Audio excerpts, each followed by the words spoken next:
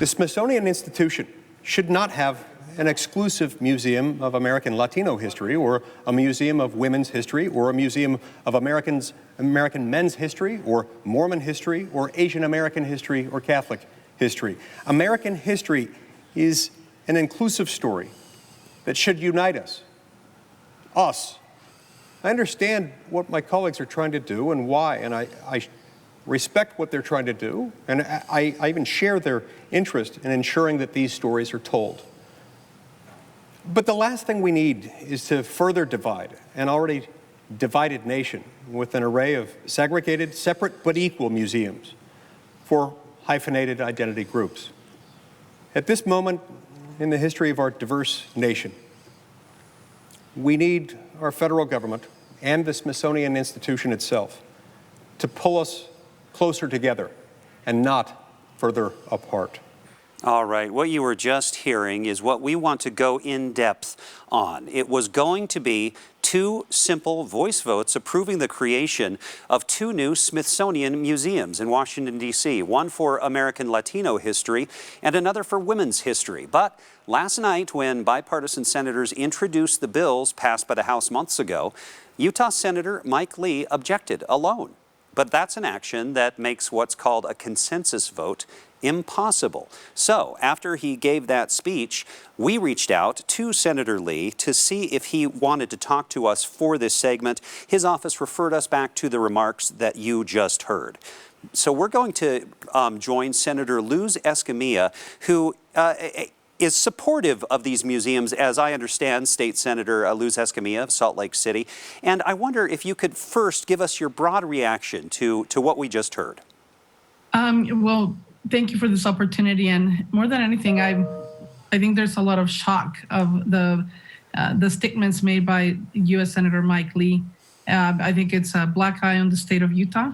He certainly represents the entire state of Utah, every single resident of the state. And it's very disappointing and disheartening to hear a representative of our state speaking of this way regarding a very important process of the Smithsonian Museum's process that has been in the works for 24 plus years.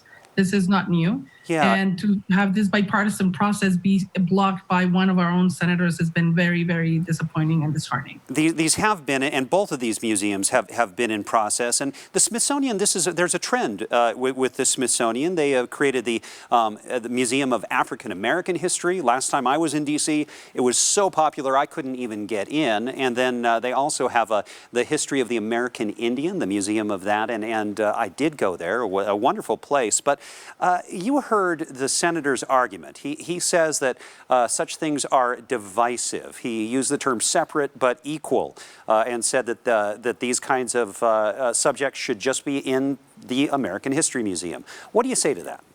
I disagree. I think acknowledging the history of our nation and the contributions of the different communities, it's important. It's part of history. And the Smithsonian museums, as you mentioned, including the Indigenous Americans, our Native people have been recognized with their own museum, our African American community as well. The Latino community, American Latinos, have been in this country. They were, border crossed them, many of them, and not recognizing their history. And his comments about not being part of the institutionalization of racism, it's a very ignorant comment. And I think in a state that he represents, where the vast majority of the ethnic and racial minority community at 15% is a Hispanic Latino community, it's shocking. And I think that's the word right now, is shocked. We're hoping to get a conversation with a good U.S. senator so we can maybe provide more educational information to him so he can learn how critical this is for these communities and what it means for the entire country. And not only, it's a big part of our community right now. You mentioned that by far our largest, the largest portion of our minority community in Utah, but also a big part of the history of Utah specifically, here before anyone other than the Native Americans. I wonder, could you give us a little context? What would it mean? I mean, honestly, you're a Latino and a woman, or a Latina, I should say, and a woman. What would the significance of these museums existing be to you? What do you see as the importance? Well, personally, it's critical for me, for my children, to bring this as part of their history, to know that our nation recognizes their heritage and culture. And you're absolutely right. Utah has a very strong connection with the Hispanic Latinx community. Part of it because it was part of Mexico at one point when, when the Mormon pioneers came seeking refuge from, being persecuted, they end up in a different country, which was Mexico, right at that point. So we don't even have that opportunity to recognize that part of our history, as you mentioned. That's why you have museums. It's actually to embrace and bring people together, not to divide.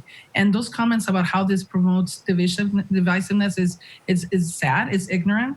And also this question about not acknowledging the fact that there is institutionalization of racism impacting these communities when we're in the middle of a pandemic.